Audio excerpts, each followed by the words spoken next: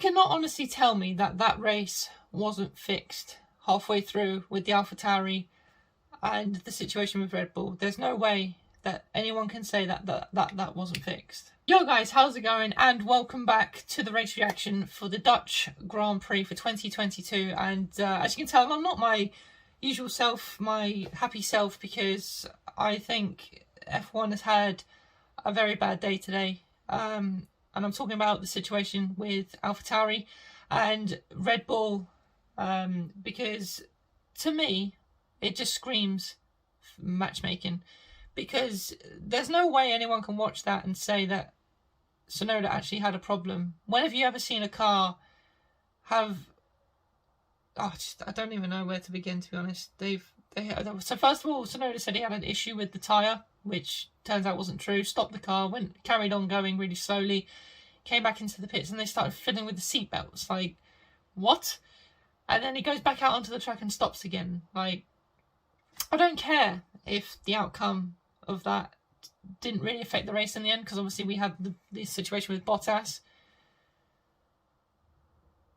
But how dare Red Bull just think they can get away with it? I know, you know, AlphaTauri is the sister team and all, but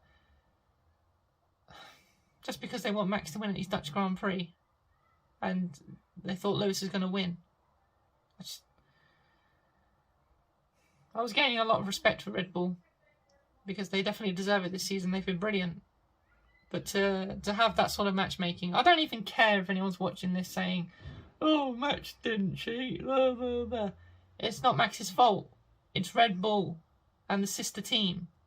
This is why we can't have sister teams in Formula 1. It's just not good, and it just ruins the sport, to be honest with you. So yeah, that's my opinion of it, really. I think it should be investigated. Whether it will or not, I don't know. The race was actually still going on whilst I came up here to record this. Well, it was just about to finish, but I didn't want to see Max celebrate, because yeah, the fact that Red Bull can get away with this is just ridiculous. And obviously, you know, it's not the first time that they've sort of cheated to win. I'm not hinting at anything there, but yeah, you know, I've seen some comments on social media as well to say that, you know, they also agree, but yeah, no one can watch that and tell me that that wasn't fixed. So we'll start off with Red Bull then. Like I said, Max Verstappen won the race from first place, and yeah, he was pretty dominant throughout the weekend, really. Obviously, Lewis looked pretty quick throughout the weekend as well. He looked like he was going to sort of possibly take the win, but unfortunately, the safety car for Bottas ruined that for Lewis. But yeah, Max was pretty much untouchable, and as you would expect, took home the win. Sergio Perez had a bit more of an eventful day. He finished behind Sainz, but obviously Sainz had the penalty, so he would have got a net P5 then in the Grand Prix, as he was battling to get past but couldn't. But Sainz got the penalty for the unsafe pit release. So yeah, a good day for Red Bull once again. The championship's fully over in my mind. Looked like Ferrari didn't even have the pace either. I mean, it's close in quali, but it just race pace doesn't seem like it's going to happen. So yeah, a good day for Red Bull, but no, I can't. I've lost all respect for them, basically. I can't. Like I said, I was gaining respect from them, but now I can't because of that situation. I just can't do it. So next up is Mercedes then, and George Russell gets P2.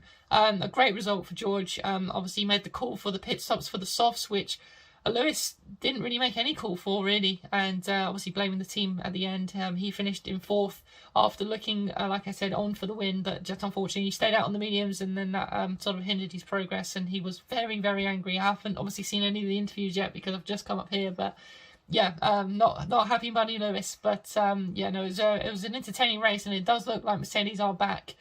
Once again, I mean, obviously, you know, they were quite far off in Belgium. Well, they weren't miles away off in Spa, but obviously Lewis was out in lap 1, so it was hard to see, but it does look like Mercedes are sort of there or thereabouts still, so it's great to see.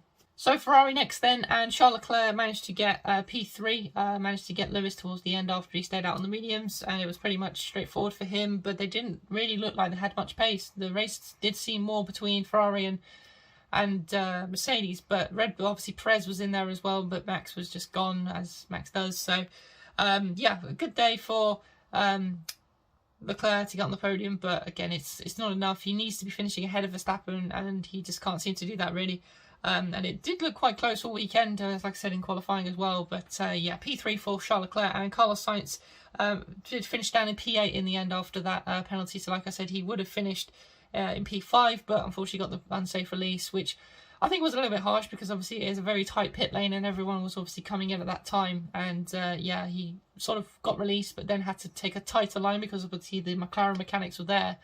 So that meant that he had to slow down. Then obviously the Alpine comes along. So yeah, I mean, it's a bit of a give or take thing, but you know, he should have been faster away. So I understand why it was an unsafe release, but yeah, not a good day for Carlos Sainz. Next up is Alpine then, and once again, they were sort of best of the rest for a majority of the Grand Prix, sort of again in that midfield, fighting with the McLarens and whatnot. But Fernando Alonso in P6, also chasing down Perez towards the end of the race as well after losing a little bit of time to Sainz. So that was all getting very close as well. And Esteban Ocon in P9 as well. Yeah, they were a little bit on the back foot this weekend in qualifying as well. They both out in Q2 as well. So yeah, not a great day for Alpine, but they managed to claw it back for the interpoints. So a good day in the end. Next up, McLaren then, and Lando Norris, like I mentioned, finished in P7 in that fight again with the Alpines and stuff. And Daniel Ricciardo, P17, the man is nowhere. I think he's probably given up on this whole entire season, to be honest. I think Oscar Piastri should just go in that seat now, to be honest, because, yeah, out in Q1, P17, didn't see him the whole race, and, yeah, just not a good day for Daniel Ricciardo. But, yeah, I mean, he has been treated quite unfairly. Obviously it was announced that Oscar Piastri is now going to McLaren, but nevertheless it's still you want to, you know, keep up your reputation towards the end of the season, but yeah, not good. Next up then is Aston Martin, and they did seem to have a little bit of a better weekend. Well, Stroll did anyway. Stroll ended up in P10, once again getting a point for Aston Martin, as he always seems to do every single weekend, but he did look like he was very racy. He was very good in quali. He managed to get into Q3, but I don't think he actually set a time in Q3. But nevertheless, he was there or thereabouts, having some really good fights in between the midfield and everything like that, and managed to hold on for a point. So a really good job from Stroll. And Vettel was absolutely nowhere this weekend, out in Q1, and then actually ended up in 14th place. And obviously he had that controversial moment with Lewis as he was coming out of the pits, completely held Lewis up. I think he did actually get a 5-second time penalty for it. I can't remember. I know it definitely got investigated, but yeah, that was absolutely ridiculous from Vettel. And yeah, like I said, he was absolutely nowhere this weekend at all either. So yeah, not a good day for Vettel, but a very good day for Stroll. I've got to say, I'm quite impressed with him this weekend. AlphaTauri are next. Like I said, I'm not even going to talk about Tsunoda because we already know what happened. I know it's not really Tsunoda's fault, but you know, he still probably had the call to pull over and, you know, do all that situation. And yeah, I think if you're, I would have had more respect for him if he, you know, didn't oblige to what was said. Obviously, we don't know what was said, you know. I'm just sort of speculating at this point, but there was definite match fixing there. But anyway, we'll move on. Pierre Gasly finished in P11. Yeah, had a few scraps here and there. Nothing to really sort of shout about. Yeah, AlphaTauri are just kind of nowhere this season. Again, like I said, I just don't really know what to say about them because we see a few little battles with them, but that's about it. That's all they show. So yeah, P11 for AlphaTauri. Sorry, for Pierre Gasly, and no points for AlphaTauri.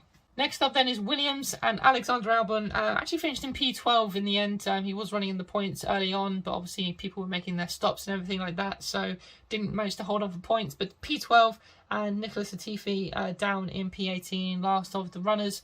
And yeah, absolutely nowhere once again. And I definitely think he's definitely gone at the end of the season. I think I said it last race reaction. I don't know who's going to replace him. I think it will be interesting, but he's definitely gone at the end of the season. But yeah, not much to say again on Williams.